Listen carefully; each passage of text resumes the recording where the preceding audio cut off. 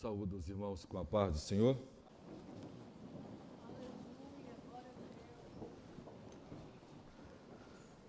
Seguindo nossa série de exposição de cantares nas ceias, eu queria falar um pouco hoje para os irmãos. Vamos para o capítulo 1, página 454 do nosso devocional. Eu quero inicialmente ler um único verso, do qual eu quero extrair o tema: aquele que ama a minha alma, e depois eu quero ler com os irmãos cada parte desse capítulo nesta noite. Verso 7, página 454, livro de Cantares, capítulo 1, para quem não tem nosso devocional. Eu quero ler o verso 7.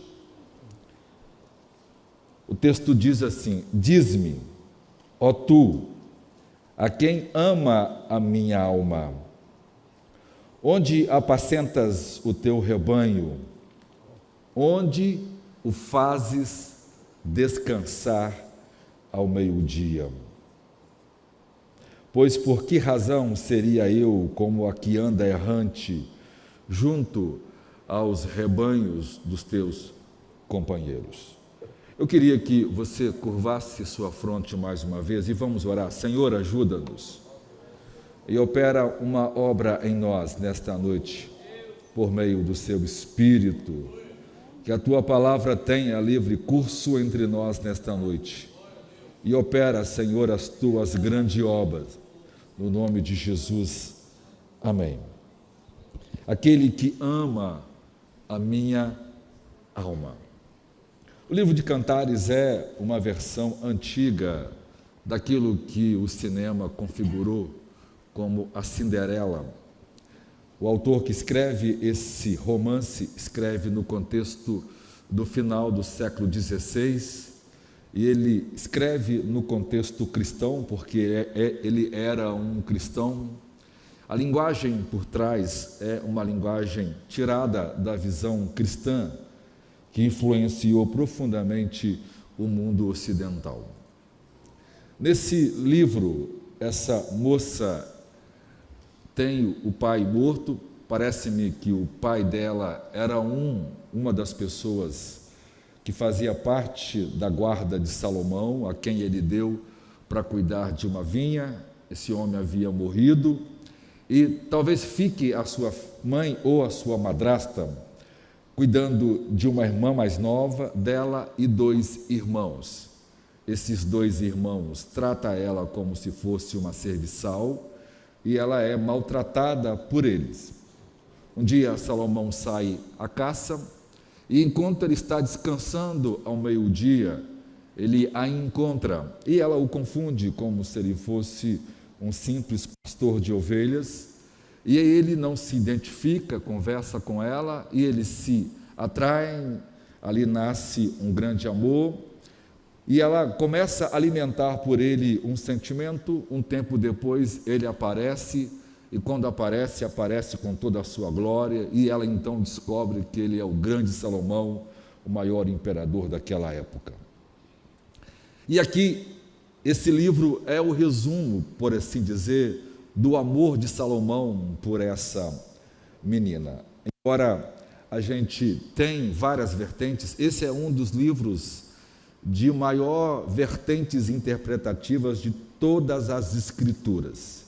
Esse já foi o livro mais lido, mais pregado, mais estudado, o mais controverso, o mais discutido, o mais difícil de traduzir de todos os outros livros das Escrituras, em virtude da quantidade de cópias que se produziram desse livro. Porque esse livro trata de um contraste. Alguns acreditam que é uma simples história de amor, mas outros entendem, como a maioria dos teólogos e hermeneutas piedosos, de que o livro descreve a relação, sim, entre um homem e uma mulher, que na verdade ela é a essência daquilo que é a relação entre Deus e seu povo. A palavra intimidade que aparece no Antigo Testamento como a palavra conhecer, é a mesma palavra para relacionamento com Deus. Já que a família nasce no contexto da eternidade, porque ela surge a partir da promessa que Deus, o Pai, faz a seu Filho de dar a ele uma noiva, então a relação de marido e mulher nasce na configuração do arquétipo, na visão padrão, do modelo daquilo que é o pai e o filho, e a noiva que o filho recebe por meio da redenção, quando ele dá o preço por meio do seu sangue derramado na cruz, para ter a noiva, ou os eleitos, ou a igreja de Jesus Cristo. Então esse amor de homem e mulher é uma figura, Deus usou isso, Deus criou isso para ensinar para nós o que será e o que já é hoje e na eternidade, o que será da relação entre Jesus e a igreja. É o amor que a igreja tem por ele e o amor absoluto, perfeito, incondicional, extraordinário, sublime, que Deus tem por sua igreja maravilhosa por meio de Jesus Cristo. Hoje, então, vamos entender como foi esse encontro e como o texto, o versículo 1, começa a dar para a gente a natureza desses versículos que compõem o livro de Cantares. O versículo 1 diz assim: Cântico dos Cânticos, que é de Salomão. Esse aqui é o Shir HaShirim, é o Cântico dos Cânticos, ou o cântico por excelência, ou o maior dos cânticos. O contexto da relação entre Deus e o homem é uma relação de amor. A relação de amor é uma relação de linguagem, é uma relação de contato, é uma relação de conhecimento, de aprendizagem, de crescimento. E o amor é a razão, a motivação, a origem de todo tipo de música que nós fazemos. As pessoas começaram a cantar porque começaram a expressar seus sentimentos. A forma mais plena que um ser humano consegue expressar seu sentimento é por meio da música.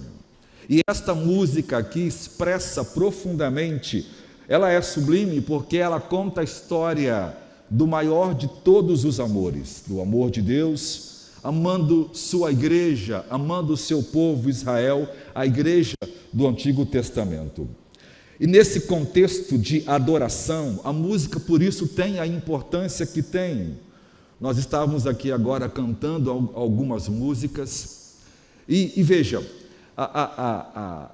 muitos de nós ainda não entendemos a dimensão, a grandeza, a visão espetacular que Deus deu à sua igreja por meio da adoração, por meio do cântico, por meio dos hinos, por meio dos salmos. A relação de cantar, porque expressa alegria, porque expressa a vivacidade, porque demonstra a nossa linguagem de relacionamento, porque expressa afetividade, porque mostra as afeições espirituais que Deus colocou no meio do seu povo. Então muitos irmãos ainda não aprenderam, muitos estão presos a seus conceitos equivocados, a maioria não entendeu, ou a maioria está presa a uma ortodoxia falha, com uma lógica quebrada, antibíblica e ortodoxa, porque a ortodoxia se tornou hoje um dos piores problemas da igreja. Ela deveria ser a solução, mas nós temos a facilidade de atrapalhar tudo aquilo que é bom, de estragar tudo aquilo que é prazeroso. Então, a música deveria ser um momento extasiante, entusiástico, de enlevo, de crescimento, de adoração, de devoção, numa profundidade que nós nem sequer ainda experimentamos. Historicamente, a igreja aprendeu a cantar no século XVII. Depois do século VI, com a visão cessacionista de alguns pais da igreja, que acabou matando as manifestações espirituais na igreja, e elas morrem em virtude do pecado e do mundanismo que entrou na igreja. Então o Espírito Santo se afastou da igreja. Então a igreja ficou por séculos sem cantar com profundidade. Isso acontecia, por exemplo, entre grupos que viviam à margem da história da igreja. Por exemplo, os valdenses são conhecidos por cantar alto, por levantar as mãos, por expressar, por chorar durante seus louvores.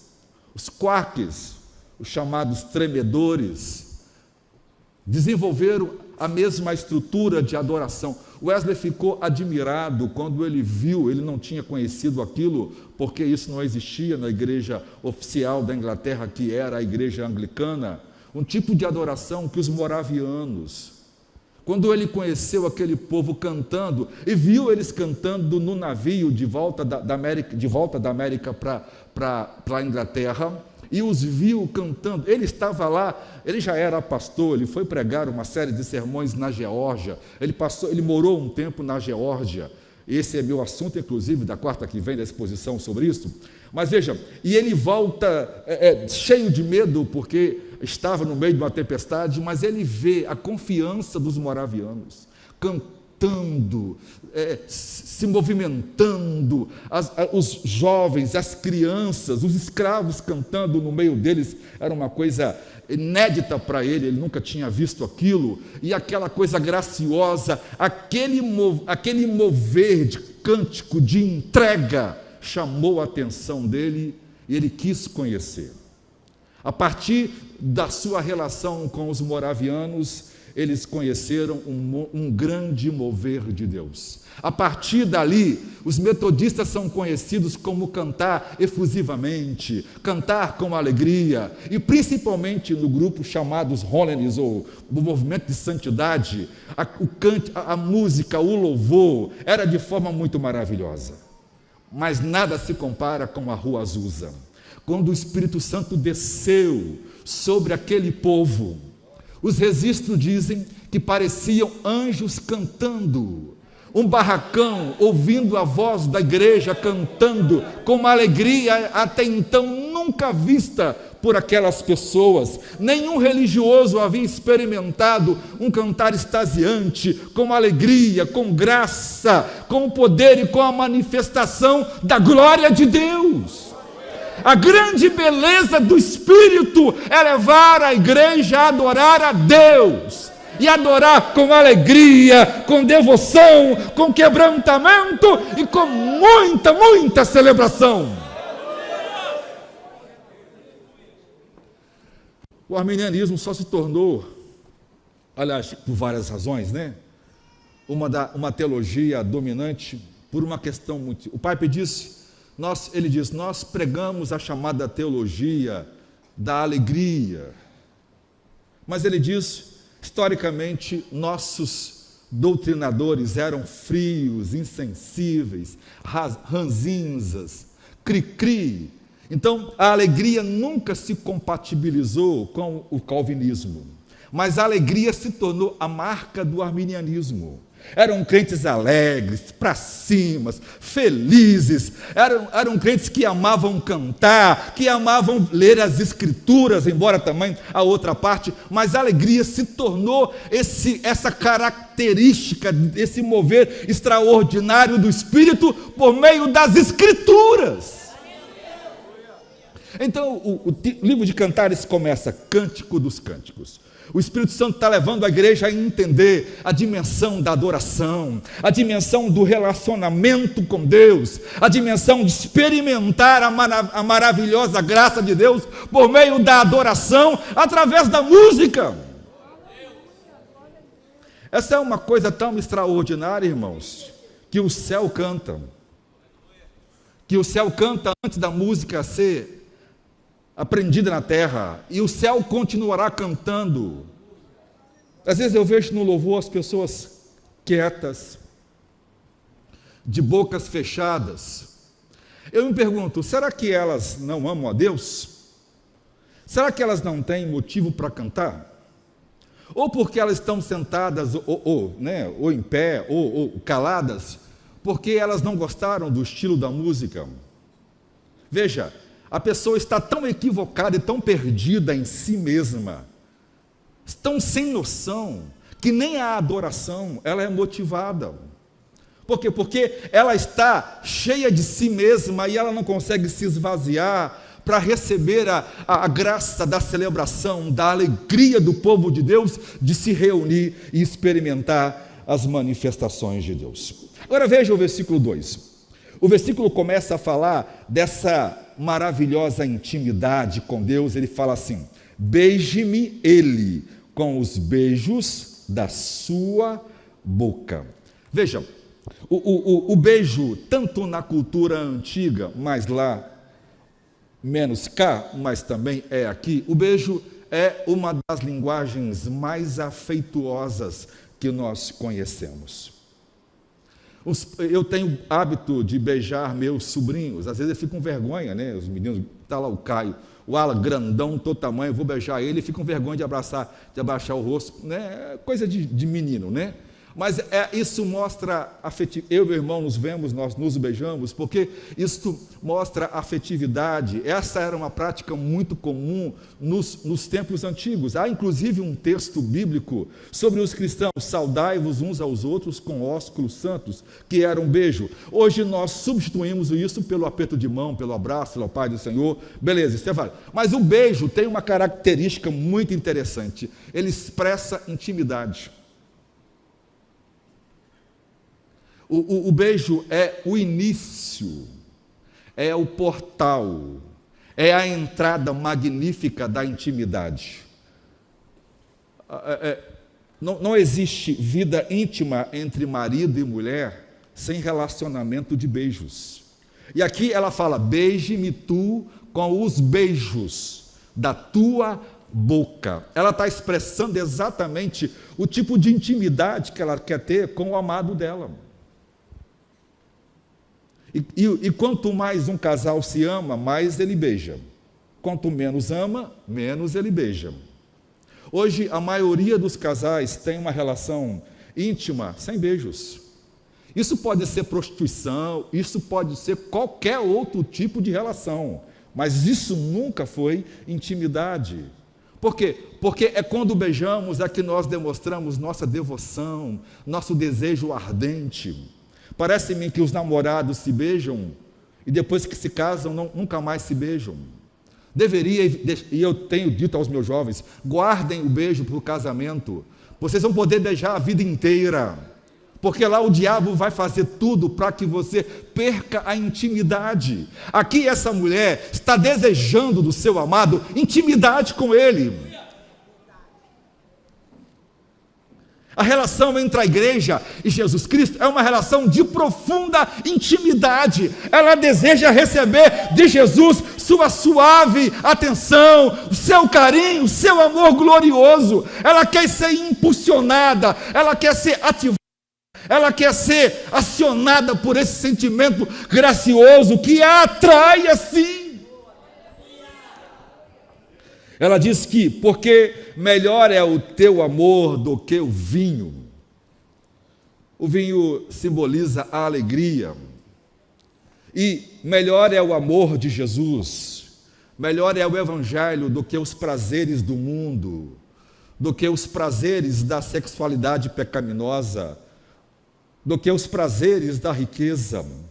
Jesus é o amor por excelência, mais valioso, mais glorioso, e a noiva deseja ter uma intimidade, porque ela quer desfrutar desse grandioso amor do noivo.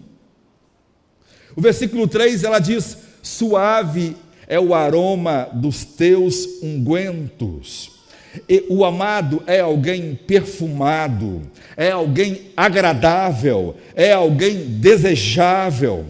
Ele diz: como unguento derramado é o teu nome, por isso as virgens te amam. Veja, o nome de Jesus é um nome doce, é um nome sublime, é um nome que expressa aquilo que Ele é, expressa a sua grandiosidade, expressa seu amor por sua igreja. O nome de Jesus representa tudo quanto Ele é. Esse nome é poderoso, esse nome tem o poder de governar os mares, esse nome tem o poder de deter o vento, esse nome tem o poder de fazer cessar a tempestade, esse nome tem o poder de expulsar os demônios, de repreender as enfermidades. Porque o nome de Jesus é gracioso, o nome dele revela tudo quanto ele é. O grande eu sou, o Jeová Rafá, o Senhor que sara, o Senhor Tiquitseno, o Senhor que justifica, o Senhor Nissi, o Jeová Nissi, o Senhor nossa bandeira. Então o nome de Jesus é um nome que atrai, porque ele é comparado aqui como um unguento derramado, como um unguento que invade o ambiente, com suas virtudes, com suas excelências, com suas glórias, com sua preciosidade.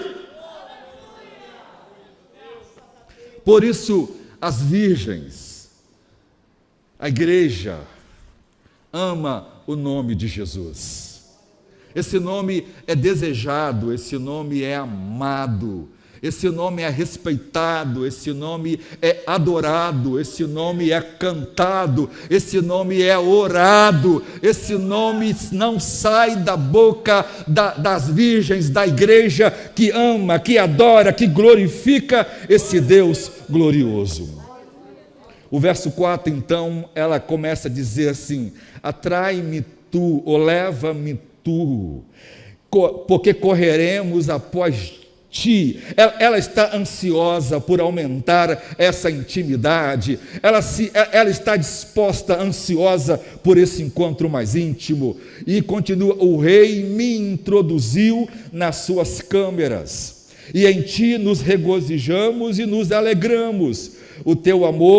Do teu amor nos lembraremos mais do que o vinho, porque os retos ou os justos te amam. Veja aqui que coisa extraordinária. Ela tem pressa de ser introduzida nas recâmeras do rei. Ela tem pressa de ir para aquela câmara onde ninguém mais entrava a não ser a esposa do rei. Ela tem pressa em estar a sós com Deus, em gastar um tempo de relacionamento com Deus. Ela tem pressa de gastar tempo em oração, em trancar a porta do quarto e deitar-se diante de Deus e proclamar por meio da oração, de clamá-lo, de ter um relacionamento pessoal muito íntimo e gracioso com o seu marido, que é Jesus Cristo. E na presença dele, ela diz que ela está se regozijando e se alegrando. Aqui, nós poderíamos descrever quantas emoções nós temos aqui hoje, mas mais duas deveriam caracterizar esse ambiente. Esse deveria ser um ambiente de muita alegria, uma alegria sobrenatural, uma alegria afetuosa, uma alegria espiritual, uma alegria que nós não experimentamos em nenhum outro lugar. E esse deveria ser um lugar de muita celebração, de muito regozijo, de experimentar a maravilhosa graça da comunhão com o Espírito Santo nesta noite.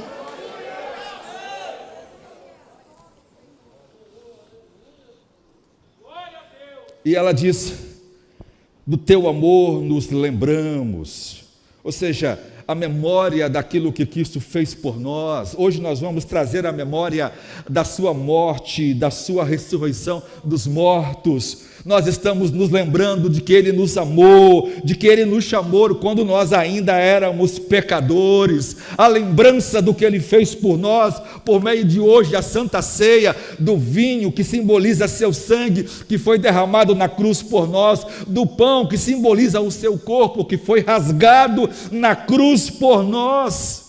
A lembrança desse amor nos impulsiona, nos quebranta, nos aproxima dele.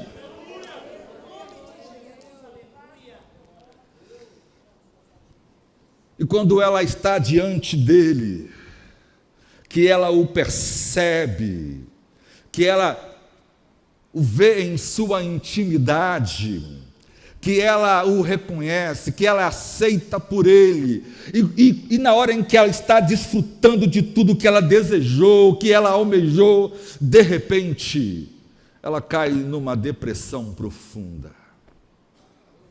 Quando ela vê o noivo, ela vê o quanto o noivo é justo, ela vê o quanto o noivo é santo, ela vê o quanto o noivo é luz. Então ela começa a enxergar seus pecados, ela começa a ver suas falhas, ela começa a ver suas feições, ela começa a enxergar a sua vida impura. Olha o versículo 5: eu sou morena, porém formosa, ó filhas de Jerusalém, como as tendas de Quedar e como as cortinas de Salomão. Ela olha para si e começa a ver as manchas de seus pecados. Veja o deserto que chega a 70 a 80 graus ao meio-dia.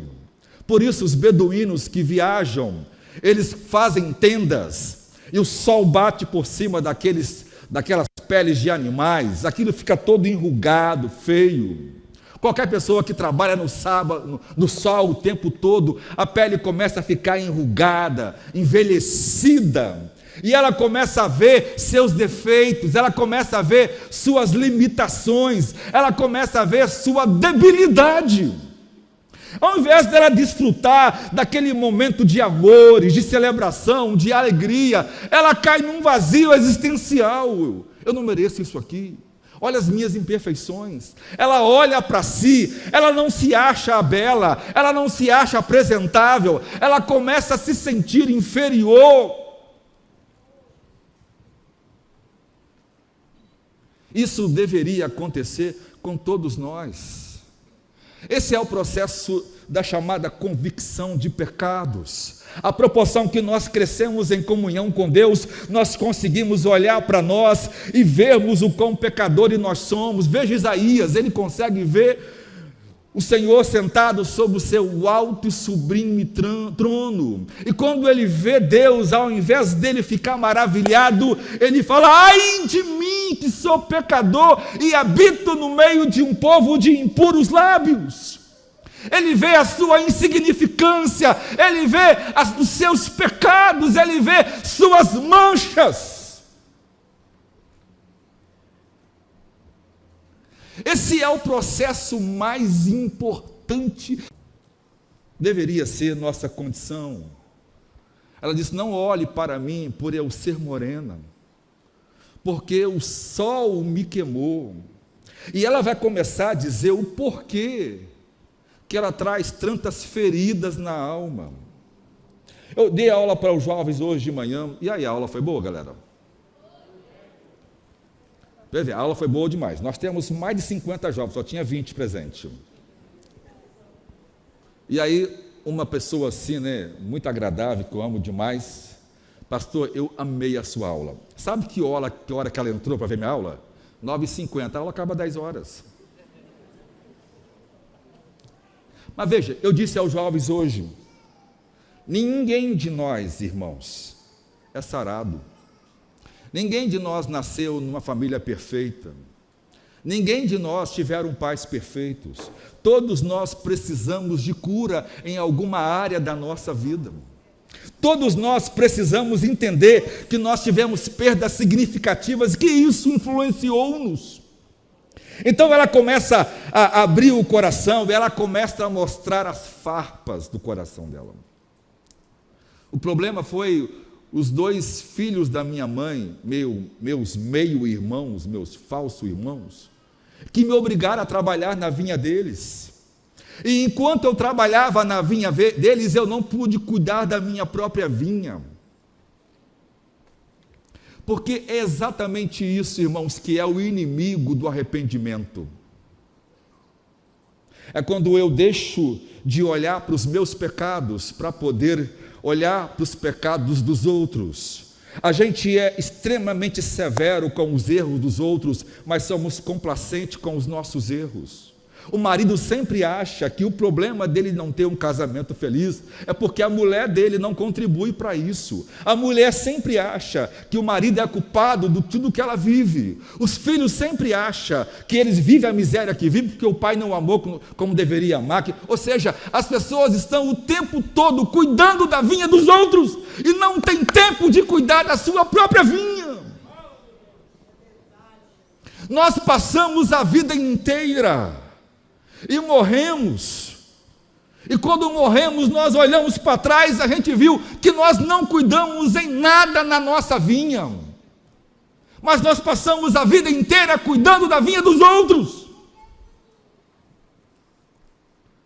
A gente sempre acha que nossa família é melhor do que a do vizinho, que nós temos filhos melhor do que os outros.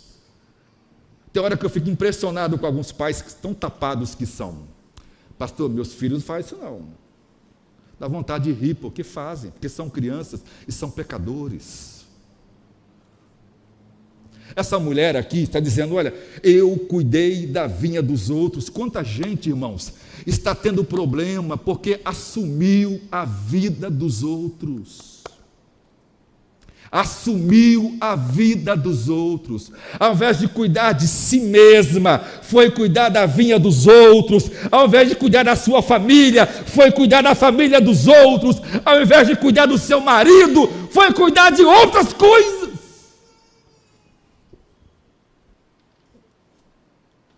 O problema do pecado, irmãos, é que tira o foco de nós. Nós somos o problema. E o centro do problema, ou o coração do problema, é o nosso coração.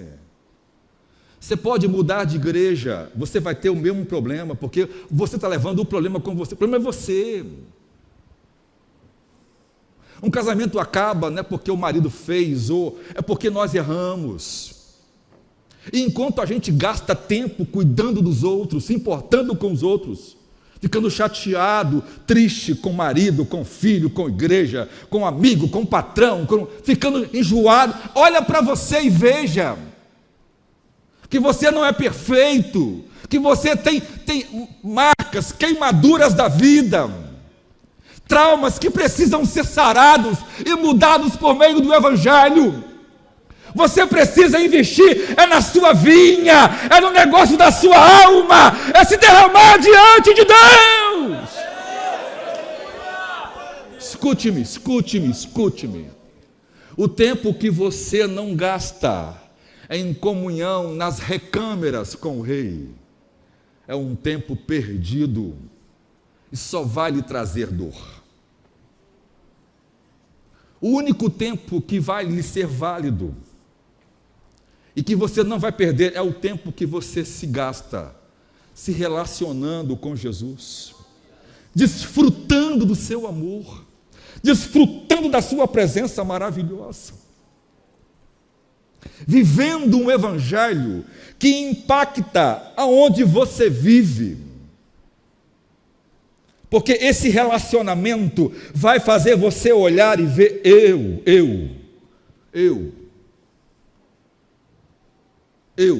que tenho o problema. Sabe por que, irmãos, que nós estamos constantemente cuidando da vinha dos outros? É porque nós somos tomados pelos nossos desejos pecaminosos. O mundo, a carne e o diabo está constantemente nos escravizando, porque nós deixamos de ter comunhão com Deus, de abrir o nosso coração, de mostrar quem nós somos. Uma das coisas muito legais nesta igreja, quando começamos, foi o pacto que nós fizemos da leitura devocional. Nós temos uma Bíblia, então nós pactuamos que todos nós leríamos todos os dias a Bíblia. E aí no início nós pactuamos que quem não estivesse em dia, no tempo da ceia, as pessoas pediriam perdão. No início nós éramos menos, então na reunião de membro, que era domingo de manhã, vinha todo mundo aqui na frente que não estava em dia. e pedir perdão por não ler a Escritura, por não estar um dia. Era impressionante alguns irmãos. Para eles não tinha nada pior do que se levantar e vir aqui falar. Tinha gente que lia sem querer, lia com raiva, nunca atrasou a Bíblia porque não teria coragem de vir aqui e pedir perdão. Uma pessoa dessa, irmãos, nunca poderá herdar a vida eterna. Uma pessoa dessa nunca se arrependeu de verdades. É aquele marido que traiu a mulher, mas tem medo de contar para ela porque vai perder, ou ele já perdeu a esposa na hora que decidiu traí-lo, ué. Ele só é tolo pensar assim, ué. A mulher, a mesma coisa, ué. As pessoas precisam ser coerentes, irmãos, para depois não ficar culpando os outros, porque nós precisamos ser responsáveis pelos nossos atos. Nós precisamos reconhecer que nós não somos bons. A Escritura diz que nós somos trapos de imundícia. É aquele pano que as mulheres limpavam a sua menstruação. É isso que a Escritura compara. Paulo diz que nós somos essencialmente mal. Então não adianta, tem que abrir o coração, tem que rasgar a alma diante, Senhor. Não, eu sou morena, eu tenho pecados, eu tenho problemas, eu preciso mudar isso, eu quero ajuda, me quebranta, me liberta, ajuda-me! Ajuda-me!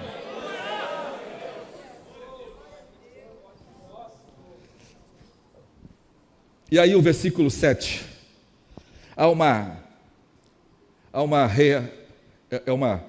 reaproximação.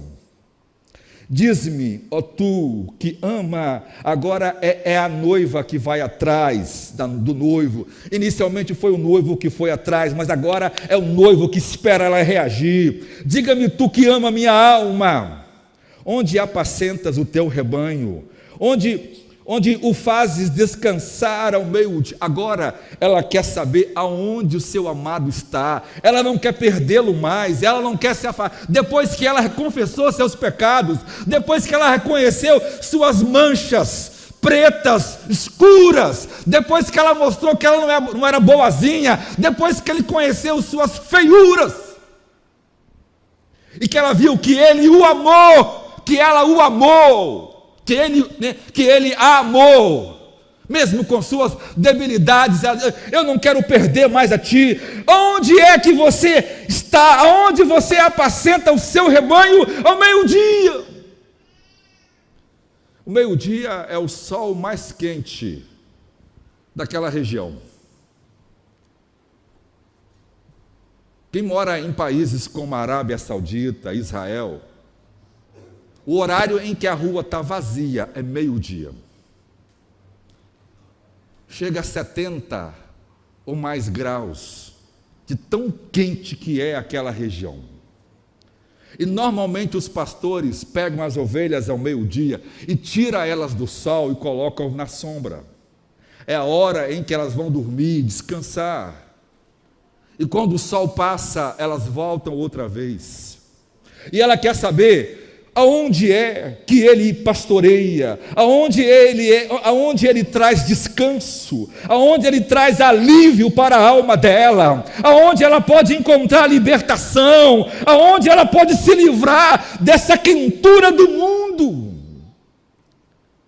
E ela diz: pois por que razão seria eu como a que anda errante junto aos rebanhos dos teus companheiros? Ou seja, ela disse assim: eu não quero mais seguir a outros pastores errantes. Ela está usando uma linguagem aqui do que fez Tamar. Havia mulheres de vida fácil que acompanhavam os pastores de rebanho para poder se deitar com eles, a fim de receber pagamento com ovelhas do rebanho. Ela diz: eu não quero ir mais atrás do mundo, eu não quero ir mais atrás dos amantes, eu não quero mais acompanhar e viver uma vida de imoralidade, eu quero viver uma vida honrada, eu quero seguir-te aonde você for a pastorear seu rebanho, eu quero encontrar-te, eu quero andar contigo, eu quero ter comunhão contigo, eu quero viver uma vida junto de ti. ela não quer os falsos pastores, ela não quer os falsos mestres, ela quer o verdadeiro pastor. Olha a resposta que ele dá para ela. Olha a resposta. Se tu não sabes, porque já deveria saber, porque já deveria conhecer.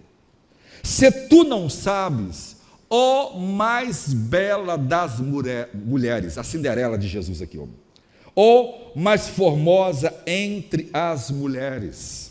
Ele fala: sai-te, ou vai-te, ou segue pelas pisadas do rebanho, e apacenta as tuas cabras junto às moradas dos pastores. Esse texto, irmãos, está falando de membresia.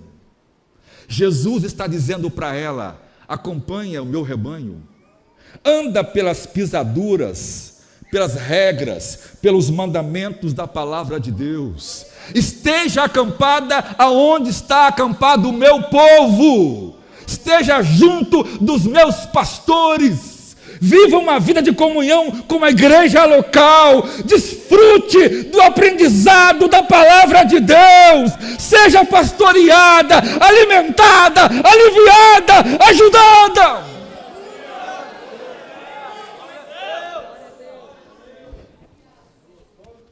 E aí, o noivo vai começar a trabalhar uma das coisas mais importantes que nós destruímos. Quando a gente cuida da vinha dos outros e não cuida da nossa vinha, a gente perde, te destrói a nossa autoimagem e a nossa autoafirmação. O pecado faz isso conosco. O pecado destrói nossa autoimagem e destrói nossa autoafirmação. Aí Jesus vai trabalhar exatamente isso. Ó amada minha, eu te comparo às éguas dos carros de Faraó. Para uma geração como a nossa, que não conhece nada de história, que não lê literatura dos tempos bíblicos, ler isto parece até estranho, né? Porque a gente vive numa cultura que não tem riqueza nenhuma. Mas aquela cultura é rica. Quando Salomão está dizendo isso, é um elogio incomparável. Esse elogio, por exemplo, foi usado para Helena de Troia, considerada a mulher mais bela dos gregos. E ela foi comparada aos cavalos da Tessália. Esse foi usado para a grande princesa do Egito, amada por todos. E agora Salomão usa para se referir a Sunamita. A potra, que era as éguas de Salomão, eram os cavalos mais bem alimentados, mais belos que existiam sobre a terra. Elas eram únicas. Elas valiam um país, elas valiam mulheres, elas valiam riquezas incompráveis, ornadas com ouros. E era a coisa mais valiosa. Faraó amava mais as éguas do que sua filha e do que sua esposa. O noivo está usando uma comparação para dizer que a igreja é bela, que ela é vigorosa, que ela é bem alimentada, que ela é cuidada, que ela é alvo de todo o amor de Deus, de que Deus deu tudo para ela, inclusive deu o seu Filho Jesus Cristo, porque Ele a amou antes dos tempos eternos. Fala da força da igreja, do trabalho dela, da agilidade, da vivacidade. Ele está levantando a autoestima, ele está construindo a verdadeira autoimagem desta pessoa. Você não vale nada mesmo, você é pecadora, você é pecador, você errou nisto, mas eu amei você. Meu sangue pode perdoar seus pecados. Deus tem uma visão sobre mim e sobre você que não é a visão que nós temos.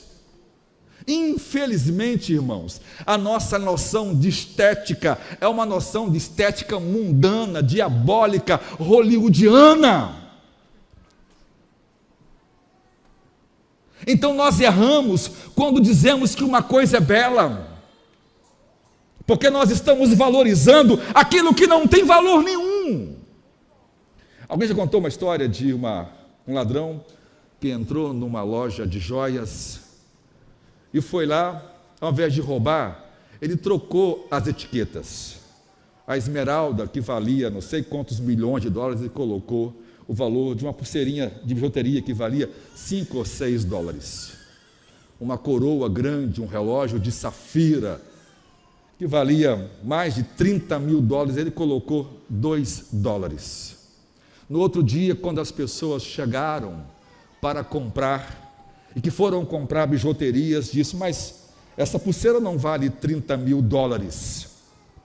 Ela percebeu que a etiqueta tinha sido trocada. Por quê? Porque na verdade nós estamos fazendo isso, nós estamos pagando muito caro naquilo que não vale nada. E estamos querendo pagar muito pouco naquilo que vale tudo, porque nós invertemos os valores. Mas agora Jesus está dizendo, ó, eu amei você, eu desejei você, eu escolhi você antes dos tempos eternos, e você é linda aos meus olhos. E ele continua, formosas são as tuas faces entre os teus enfeites, o teu pescoço com colares. Aqui se refere aos dons maravilhosos da graça que Deus dá a seu povo. Os dons do Espírito, as belezas da graça extraordinária que nós recebemos. Quanto custa, irmãos, a autoafirmação de alguém? Quanto custa a autoimagem exata de alguém? Quanto custa a restauração de alguém? Quanto custa a libertação de um endemoniado? Quanto custa a cura de um paralítico? Quanto custa o perdão dos pecados? Quanto custa herdar a vida eterna? Isso não tem preço. São dádivas, são ouro, são glória, são prata, que é símbolo da redenção, da grandiosidade da mensagem do Evangelho.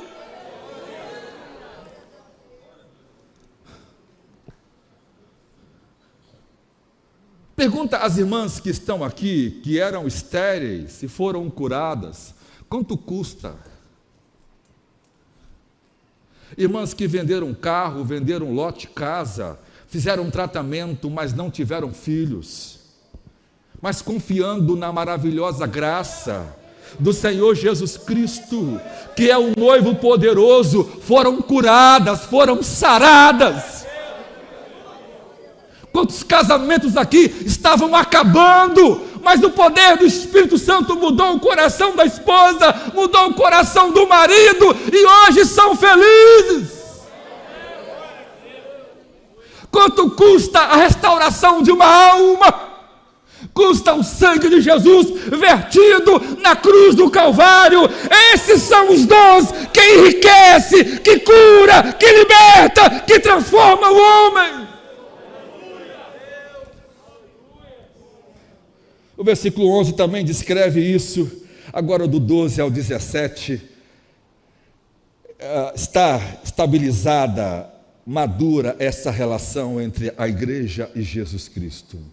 Enquanto o rei está assentado à sua mesa, o seu nardo exala seu perfume. Hoje nós vamos assentar à mesa do rei, à mesa do Senhor, e vamos nos alimentar do sangue e do corpo de Jesus Cristo por meio da fé. Vamos comemorar aquilo que já foi feito na cruz do Calvário. E Jesus disse, olha, vocês vão relembrar disto, até que de novo eu comerei essa ceia com vocês na eternidade. O banquete da eternidade, o banquete, a celebração, onde a igreja com Jesus Cristo haverá de festejar para sempre. E ele vai dizer, então ela vai começar a dizer que meu amado é para mim como uma bolsa de mirra, um punhado de mirra posto entre meus seios, que é o peito, como um rabalete de rena, que é um tipo de perfume que dá cores, né? Inclusive a cor de cabelo e cor de unha, que era usado para a beleza da mulher. E aí o versículo 14, como como as vinhas de Engedi é para mim o meu amado.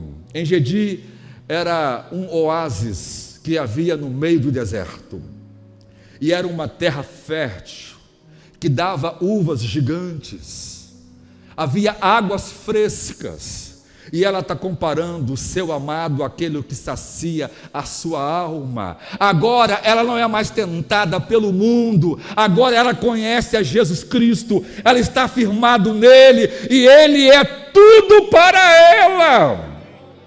E ele vai dizer que ele constrói casa para ela. Ele vai dizer que ela é formosa, o meu amor, eis que outra vez é formosa, os teus olhos são como olhos de pombas, são puros, são sinceros, eis que és formoso, ó amado meu, também amável, o nosso leito, nossa intimidade é vívida, é verde, é cheio de energia, como se fosse uma floresta da criação.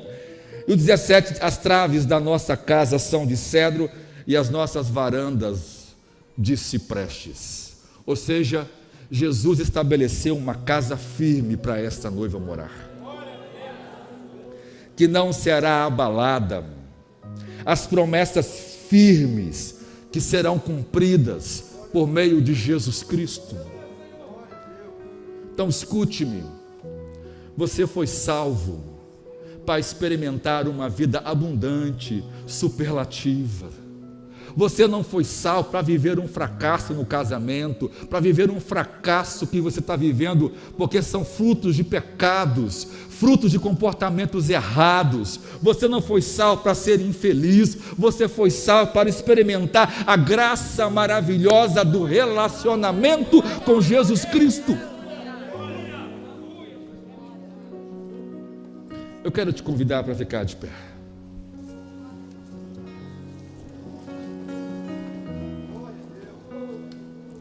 E eu quero que você pergunta: diz-me tu, que ama minha alma, onde é que tu apacenta o teu rebanho e pode fazê-lo descansar ao meio-dia? Eu estou pregando para alguém que está cansado da vida que leva. Eu estou pregando para alguém que está cansado do cristianismo que você leva.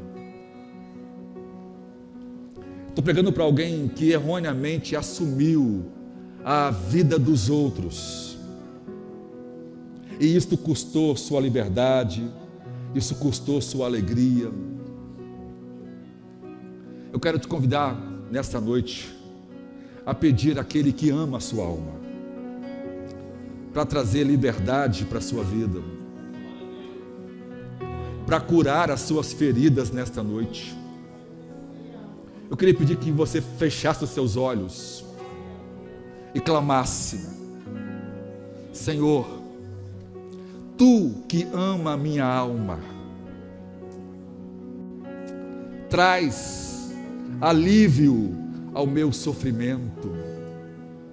Você que não tem Jesus nesta noite e quer entregar a sua vida ao amado, e quiser levantar a sua mão comigo: Senhor, eu quero entregar a minha vida a Ti, porque Tu me amou, mesmo antes de conhecer a Ti.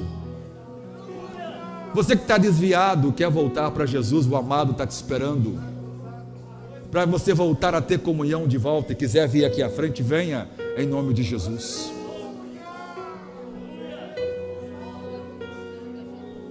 Senhor, traga graça sobre seu povo nesta noite. Uramando Urigai, Anarabaçu, Deramandarai. Traz, Senhor, graça. Traz alívio para aquele que está sofrendo, Senhor. Traz cura para aquele que está enfermo nesta noite. Abre portas para aquele que precisa nesta noite de uma bênção especial. Manifesta a sua graça curadora, saradora. Oh, aquele que ama nossa alma, vem sobre nós nesta noite, restaura-nos em nome de Jesus. Nome suave, um nome doce, um nome precioso. Uramando enai, narabasu daramandarai.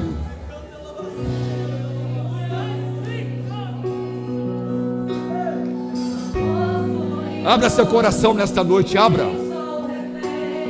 Abra o seu coração.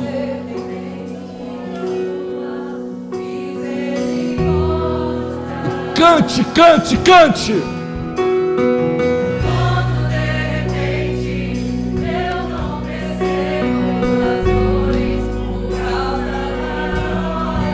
Você é amado por Deus. Você foi desejado por Ele. Abra seu coração nesta noite.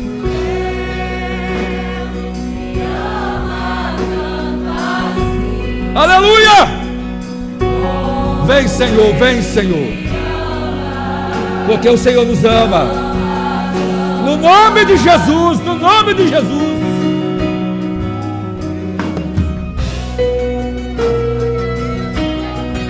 Seja livre. Seja liberto.